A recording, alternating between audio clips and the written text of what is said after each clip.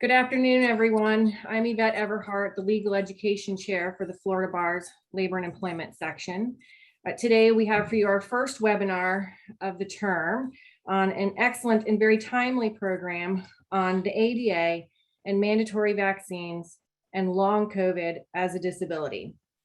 This is essentially two seminars in one, so make sure you catch both parts because it will be an exhilarating topic today.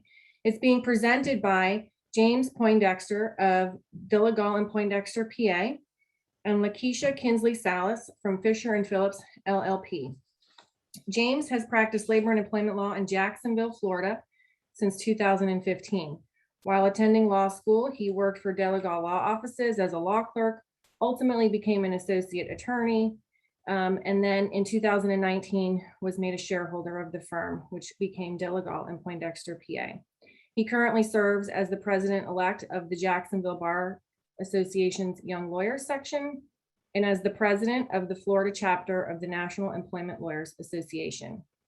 James was born and raised in Jacksonville, Florida, graduated from Episcopal High School in 2007, from Rollins College in 2011 with a bachelor's degree in political science and his law degree from Florida Coastal School of Law.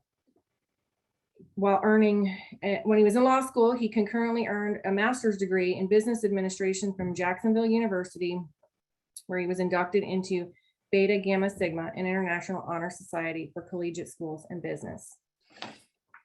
Ms. Kinsley Salas is a partner of the Tampa office of Fisher Phillips, where she partners with management on day-to-day employment issues impacting the workplace. She has extensive experience representing private and public sector employers of all sizes and across several industries. Her experience includes litigating collective and class actions, as well as single plaintiff victim claims, providing daily advice on employment-related decisions, defending charges before administrative agencies, reviewing and developing handbooks, and offering preventative strategies through training and risk assessment before and after lawsuits. Lakeisha has appeared before various state and federal courts to defend claims arising under the FLSA, the ADA, ADEA, FMLA, FCRA, COBRA, and other federal and state employment laws. She is very active in the local community and uses her involvement to bridge connections between her professional passions and love for volunteer work. She is currently an active member and leader within the Tampa Bay Chamber of Commerce, the Florida Bar, and the Hillsborough County Bar Association, to name a few. Lakeisha is a 2002 graduate from Florida A&M University and a 2005 graduate of Loyola University Chicago School of Law. So I'm going to turn it over to James to take it away. Make sure I get myself off mute here.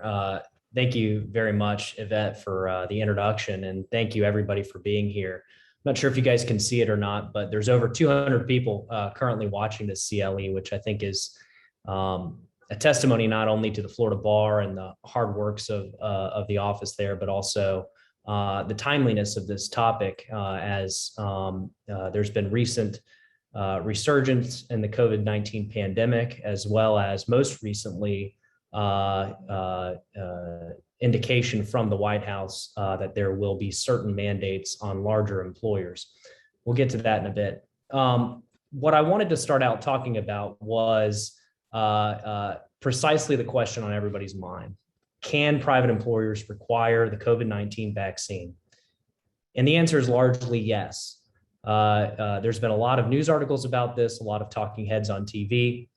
But the EEOC and other agencies have largely released guidance that permit private employers to require that their employees get the COVID-19 vaccine before entering the workplace or during employment, so long as, with those few caveats, that there are exemptions or exceptions made in consideration of Title VII and the Americans with Disabilities Act.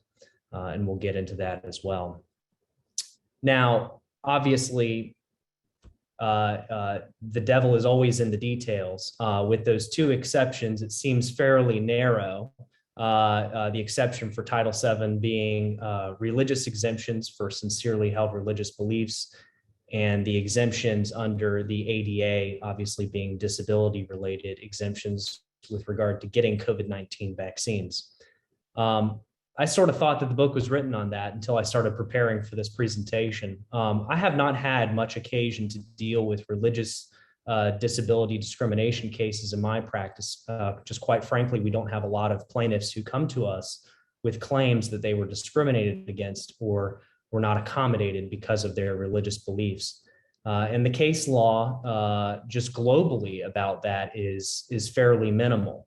And because of that, I decided to do a survey of all of the circuits to try to figure out whether or not the idea of flu vaccine mandates in the workplace have previously been addressed. There's been very limited case law so far with regard to COVID-19 vaccine mandates. So it seemed to me the best analogous case would be how the courts have approached such vaccine mandates related to influenza. First, I want to talk about the guidance that I just previously spoke of that came out of the agencies.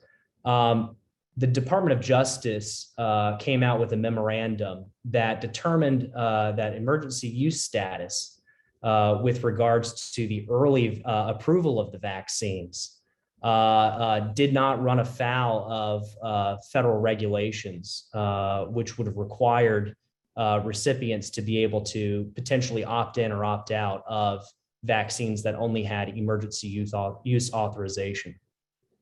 And we'll talk about that in a bit, but at least to the extent that they were looking at it, it does not prohibit public or private entities from imposing vaccine requirements.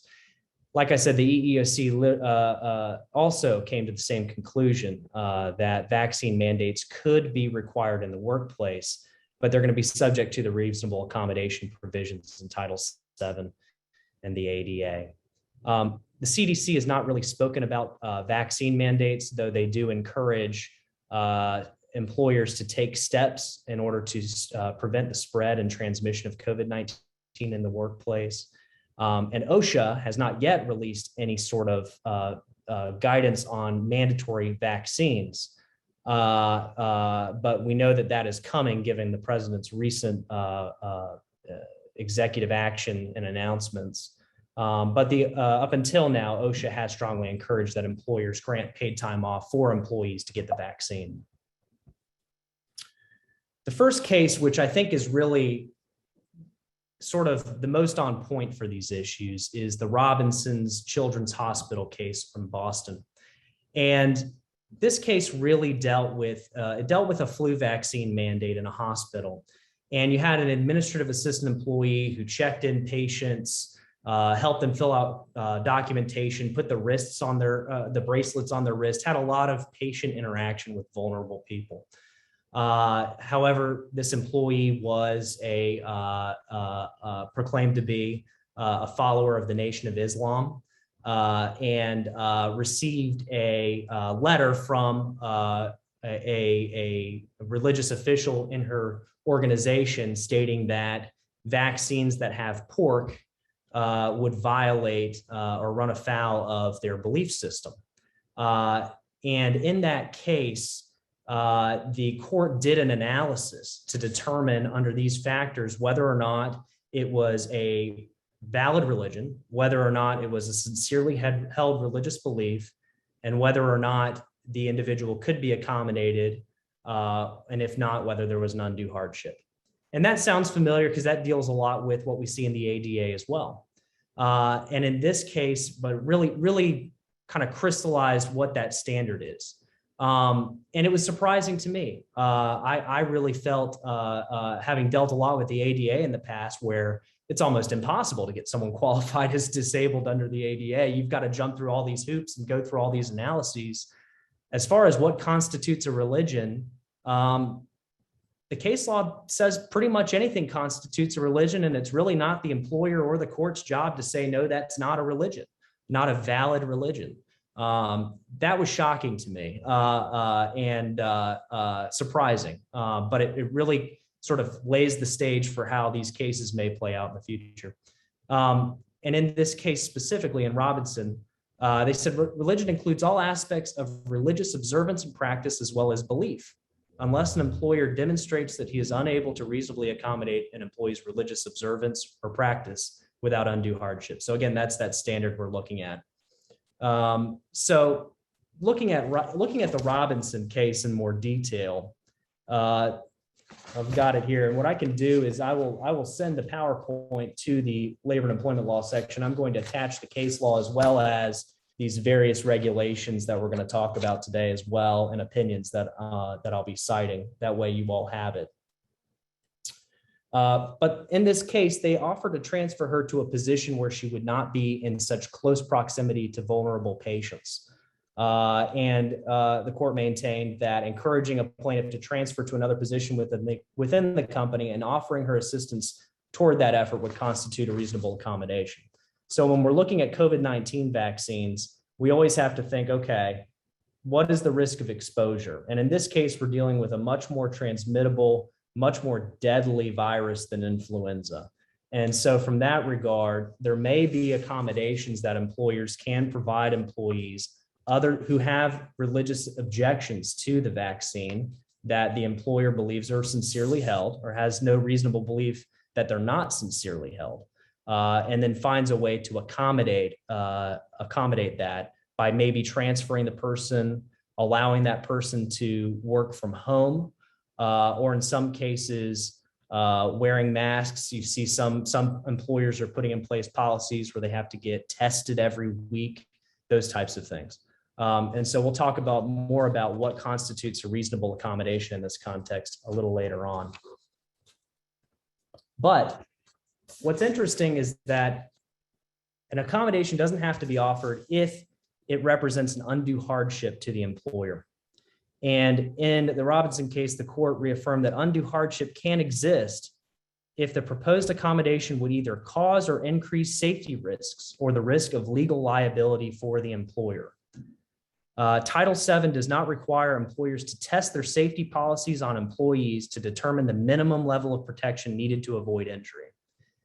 And I think that's probably where a lot of employers are going to come down on this and say, look, we cannot offer any reasonable accommodation to not get vaccinated at all. That wouldn't be reasonable, because what that ultimately would do would put an undue safety burden on everybody else. So then again, there has to be that interactive process to determine what other accommodations might be available.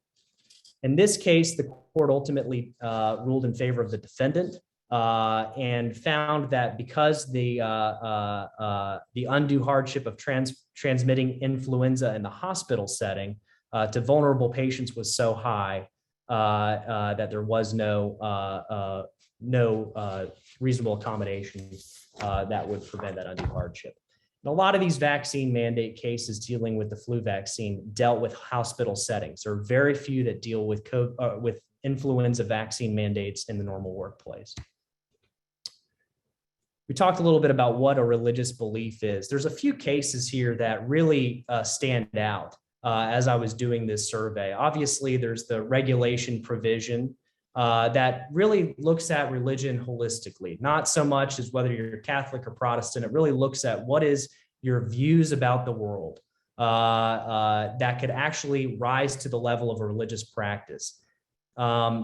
One case that was pretty interesting was Chinzira, which was another hospital case where a plaintiff refused to get the COVID-19 vaccine based on a religious objection and claimed that her veganism, while not an organized religion, was so sincerely held and so permeated every aspect of her life that it rose to the level of a religion. And on a motion to dismiss, the court declined to dismiss that case, finding that at least at the motion to dismiss phase, being a vegan could constitute a valid religion. So that just shows you how broadly religion can be interpreted in these cases. Now, the court did say, we're not going to analyze the undue hardship issue right now on the motion to dismiss phase. We'll get to that at the summary judgment phase. And that ultimately, again, because it's a hospital setting dealing with children who are vulnerable, whether or not any type of accommodation could be offered would be unlikely in that setting. Another case, again, dealing with a medical center, is the Fallon case. And in that case, they found that the plaintiff did not belong to a religious organization. And in that case was very fact specific because the employee actually filled out the employer's questionnaire claiming to have a religious exemption, said, I don't belong to a religion. I just have moral and objectionable views to vaccines. And I think this case is actually really prescient right now because we see a lot of this in the media where people are voicing their objections to vaccines right now, saying, oh, I don't feel like it's proven, or I feel like it's dangerous, or you even hear some people claim that the vaccine kills more people than it saves. And specifically in this case, the plaintiff said that he believed that the benefits are exaggerated, the risks minimized, specifically the efficacy of vaccines for influenza, as well as the stated number of flu-related deaths and hospitalizations annually in the U.S. He was ultimately fired from the hospital for refusing to get the vaccine. In that case, the court relied on previous precedent regarding what is and is not a quote unquote religious belief that rises to the similar level of traditional religious beliefs, and moral objections and single views about the world just don't fall in that category. The third case, which didn't deal with a vaccination issue, but just sort of hints at some of the things we're seeing now, is Peterson. And in that case, the employee belonged to a church that was called Creativity, Church of the Creator, which foundation and fundamental belief at the very core of the church was white supremacy. And so while the courts have found that organizations such as the Ku Klux Klan are not religious organizations, in this case, this was a organized church where the plaintiff was a minister in the church who had a core belief of white supremacy regarding everything to do with their life. And the court actually drew a distinction between this church and the KKK, finding that this would be a religion subject to protection by Title VII. And so I think there could be some interesting positions taken by plaintiffs and litigants regarding what constitutes a religion. Certainly a political party affiliation or a single political belief would not meet the standard, it appears, but should a plaintiff testify or provide evidence that they have certain beliefs that prevent vaccination, that permeate every aspect of their life and impact their feelings of life and death, those types of things may be more able to pass that test under Title VII. There's another case which is interesting, but we don't need to get into too much detail about it, but it's an EEOC case. And in this case, the employee didn't want to join the labor organization because it violated his religion to join a union, allegedly. Now, in that case, the court was trying to determine whether or not there was a sincerely held religious belief. And that's really where the question comes down to, and it's a complete fact analysis as to whether or not it's sincerely held.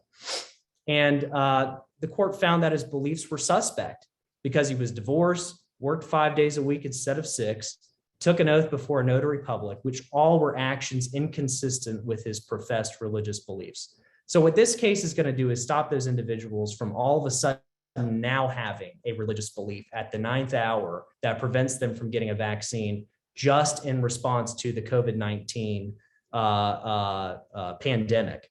So what you're going to have to see is if you're on the plaintiff side, analyzing whether or not there's a history and a past practice of actually believing these things, or if all of a sudden this is a new single issue belief system that they have come up with only recently. So that's really why I included that case. And again, deciding whether it's sincerely held is one of those fact analysis that if you're on the employer side and an employee comes to you with saying that they are a member of a religion and that it's sincerely held, the employer needs to engage in some type of an analysis to determine from a fact standpoint, is this a sincerely held belief system? The courts have said that in previous cases that the sincerity of the belief is usually not in dispute. It's generally presumed. And a sincere religious believer doesn't forfeit his religious rights merely because he is not scrupulous in observance of those religious rights.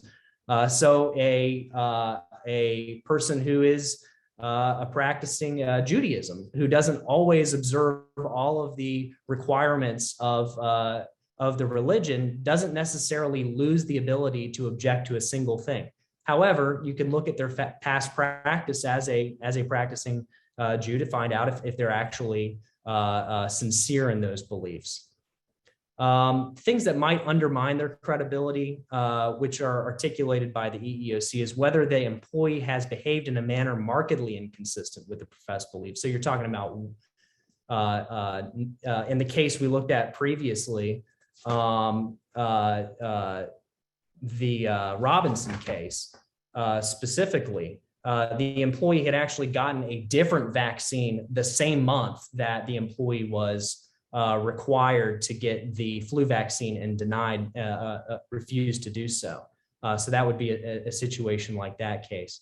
Whether the accommodation sought is a particularly desirable one. So in today's world, we're looking at whether or not everybody would there be a floodgates issue. If everybody, all they have to do is profess belonging to a religious belief and they get to be accommodated and work from home for the rest of their lives, that might be a consideration that the employer has to consider when determining whether or not it's a sincerely held belief or it's just to obtain a benefit. The timing of the request could be suspect. So again, bringing forward, if an employee were to first say, well, I don't want to get it because my so-and-so who I follow politically says I shouldn't get it, and then comes to you later and says, well, it's actually a religious thing. Again, that calls into question the sincerity of it. And then if the employer has any other reasonable reason to believe it, then they certainly can make those inquiries. What can employers request? There's a few cases that have dealt with this. The Papin case, which is out of Florida's Middle District, the employer had a rigorous process of going through and investigating religious accommodations requests. They would have the employee submit evidence. Then the employer would go online and research the proposed religion to find out if there's actually reason to believe that the employee is being truthful about it. There would be a back and forth about it. And the court actually recognized that while that might have been a little overzealous or excessively enforced, as the court said, it certainly doesn't reach the level of imposing any sort of punitive damages or anything against the employer for violating the employee's rights. And in the footnote, the court said the difference between an employer's insistence that a request for accommodation be based on a valid religious belief and the employer's consideration of the sincerity of the belief is subtle but crucial. In resolving this question, the employer should not be concerned with whether the belief is consistent with mainstream doctrine or even consistent with the beliefs of one other person. So it's not whether or not it's a world religion, it just is whether it's sincerely held by that person. But when a practice is not obviously based on a religious belief, an employee should expect inquiry by an employer asked to accommodate the practice. So yes, employers can make reasonable inquiry into the sincerity of the religious belief if it's not immediately obvious that they belong to a large organization or a large church that has a very well-known or established objection. The EEOC guidelines are a little bit more conservative on that. They suggest that we just sort of assume that it's a sincerely held religious belief, but also say if an employee requests a religious accommodation and they have an objective basis for questioning it, either the religious nature or the sincerity, then the employer would be justified in seeking additional supporting documentation. There's cases where employers have asked for letters from clergy signed on letterhead.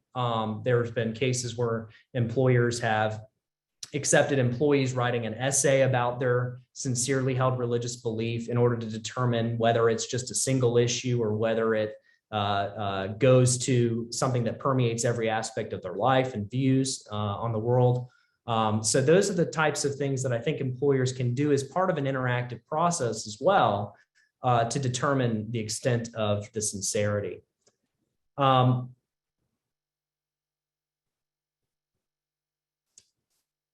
The other, and that's a lot about religion. And again, I nerded out on that because I just, it was very fascinating to me. And I don't think we have a lot of occasion to come across that. I think folks involved in the labor and employment section here are much more familiar with the ADA. And there's a case almost directly on point out of the Southern District of New York dealing with vaccinations in the context of flu vaccines. And in that case, the employee was required to get vaccines, again, dealing with the health system.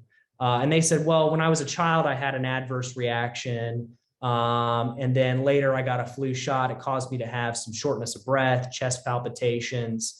But ultimately, it didn't cause them to go into anaphylactic shock. There was no evidence that they sought medical treatment after that happened, those types of things.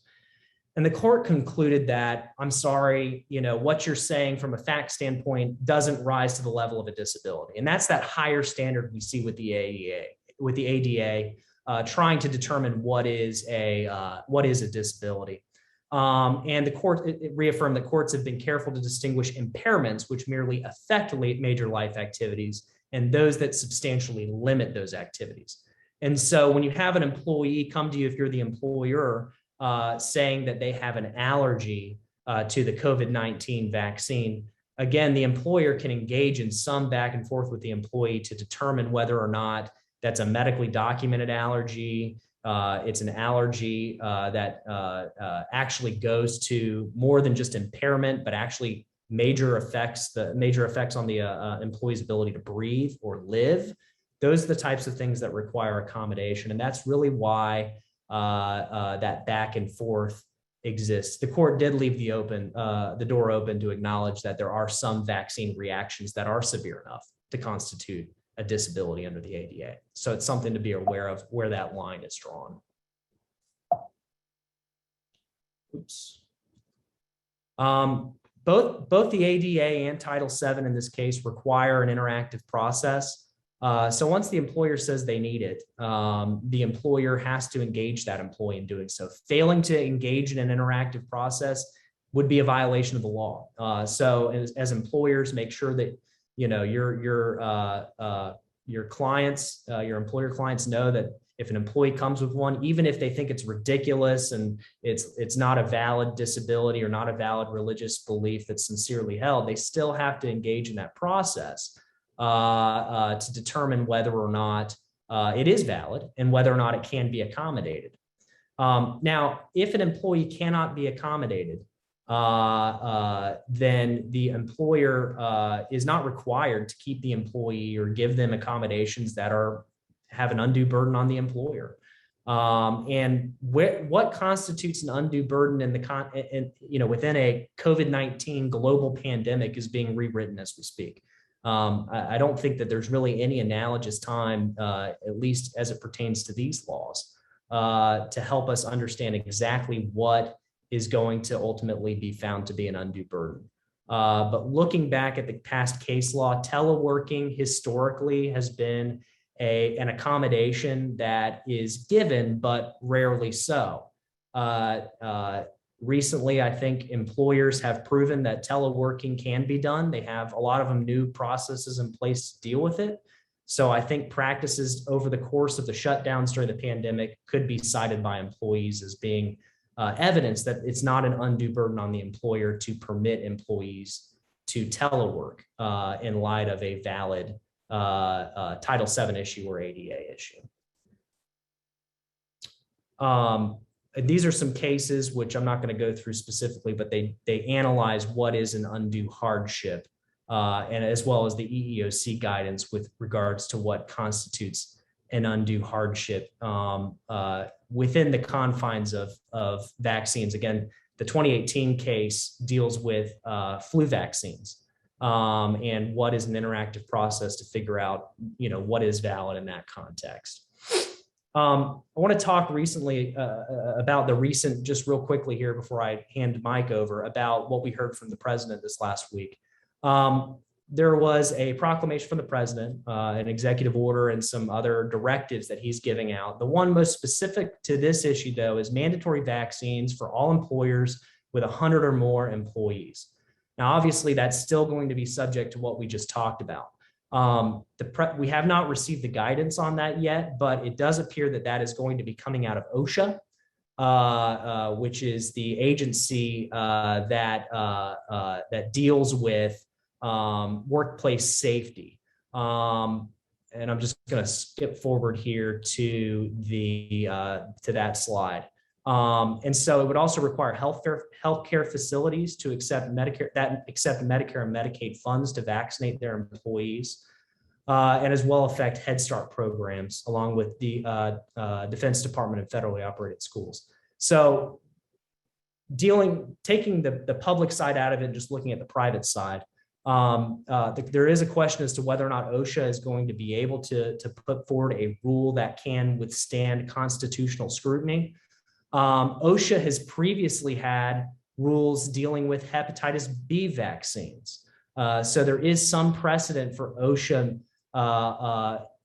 requiring private employers to take action with regard to vaccines, but that is limited. You'll see in the lower bullet point there, it requires employers to offer the vaccination series to all workers who have occupational exposure.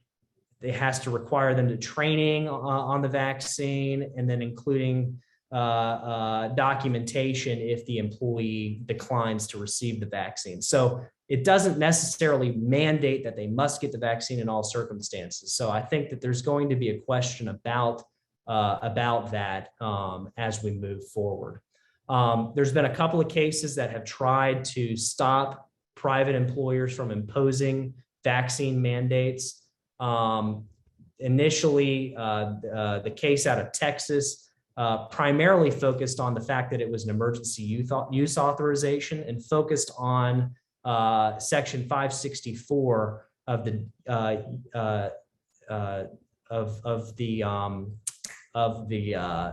FDCA. Excuse me. And what that required was that certain information be provided to recipients of an emergency use vaccine, allowing them to opt in or opt out. And ultimately, the court decided that it really doesn't apply to private employers like the hospitals in the case. And like I said before, the Department of Justice came out with an opinion saying that really it only requires that they provide information about the ability to do it. It doesn't actually state that you don't have to do it, which is kind of an interesting opinion, which I'll attach to the materials that will circulate. So I'm running out of time here, but the last thing I want to talk about is HIPAA and privacy concerns. No, HIPAA largely does not apply to employers, private employers. It really applies to how healthcare agencies interact with your healthcare information with other individuals other than yourself without your consent. So if an employer asks an employee for COVID-19 vaccination records, it's not a HIPAA violation. Now, there are some privacy rights that employees have, though, and it's an invasion of privacy claim under Florida law. And what that would really be the public disclosure of private facts. So if an employer collects vaccination information on employees or COVID test results or those types of things, and then somehow disseminates that private information, the employee may be able to pursue damages to the extent that they find that objectionable or that it's objectively objectionable. And so there's some cases that I cited there which sort of deal with that cause of action in different circumstances, obviously. But it's something for employers to be aware of and good reasons to safeguard it. And there also are some public employee concerns with regards to the protection of that information as well. It's certainly exempt from public records, and public employees have a right to keep those types of records private from public disclosure. All right, with that, I'll hand it over to Lakeisha to talk about our next section.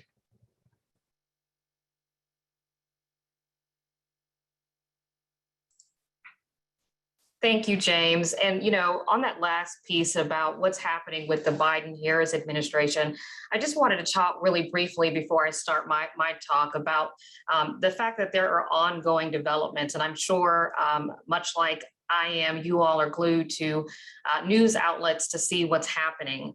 There are a lot of questions centered around, and I see there's even one question right now in the Q&A regarding, what happens if, when this ETS is out, if a state decides not to enforce the vaccine requirement. And those are questions that are being asked on a day-to-day basis. I read an article just on Friday in which it indicated that the U.S. Labor Department's chief attorney was meeting with the U.S. Chamber of Commerce. She was meeting with labor unions, businesses, just to kind of get their buy-in, if you will, to support and get around this. And in fact, the push from OSHA is for employers to go ahead and act consistent with what the Biden-Harris administration has put out, even ahead of OSHA even issuing this ETS rule. So, just want to certainly caution everyone to continue to just watch developments on that. One thing I'm sure everybody wants to know is, when will the rule come out? And I read an article that indicated that OSHA only had a week's notice that this issue was going to be brought forward. So, given that, if that in fact is true, the writing probably isn't that far under works at this point. And so, it could be 30 to 45 days before we see that. And then you probably have another 30, 45 days before there'll be any implementation to that. There are a lot of questions regarding, of course, as James mentioned, if in fact OSHA can even do this. So, there's some concern about litigation over this, whether there'll be some constitutional challenges. There's some practical things associated with it. For example, does OSHA even have the capacity to enforce it? I think right now I saw the number, I think they only have 83,000 federal or state OSHA inspectors. And, by all accounts, this could impact over 80 million workers. So, you've got that piece. And then there are either on the labor side, there have been questions about, whether or not this implicates an issue that requires bargaining. So there's just so many questions out there. And just today, I read that the Consumer Brands Association CEO sent a letter requesting that the administration provide immediate clarity. And some of the questions that are asked, and I'm sure it's questions that you're wondering too, is, what is considered documentation for proof of vaccination, and how will the booster shots factor into compliance? Does the government plan to centralize vaccination tracking? Who will be responsible for those securing and paying for testing for employees who choose not to vaccinate? What is considered suitable documentation? So there's just a lot of questions out there that continue to be at the top of the list. So this is a development that certainly will continue to be an ongoing development that we suggest that you continue to monitor. So I'm going to attempt now to share my screen. I'm going to profess that I am not the best at technology.